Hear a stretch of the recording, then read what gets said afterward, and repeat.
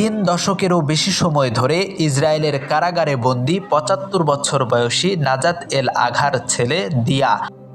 দীর্ঘ প্রতীক্ষার পরও হতাশাই জুটল মায়ের কপালে। ছেলে ফিরে আসবে সেই আনন্দে গাজার বিধ্বস্ত রাস্তাঘাট হাতড়ে বেড়াচ্ছিলেন নাজাত। যদি কিছু পাওয়া যায় যা দিয়ে ছেলেকে স্বাগত জানাতে পারেন তিনি। নাজাত বলেন, আমি গাজার ওমার আল মুখতার স্ট্রিটে হাঁটতে হাঁটতে ভাবছিলাম কী বা দিতে পারি আমার ছেলেকে। জামা কাপড়ে ভরে ফেলি ব্যাগ, টুথপিকও ভরেছিলাম ব্যাগে। শনিবার ইসরায়েলের সঙ্গে যুদ্ধবিরতির শর্ত অনুযায়ী ইসরায়েলি বন্দীদের বিনিময়ে যেসব ফিলিস্তিনি বন্দীকে ফিরিয়ে দেওয়ার কথা ছিল সেই তালিকায় ছিল দিয়ার নামও।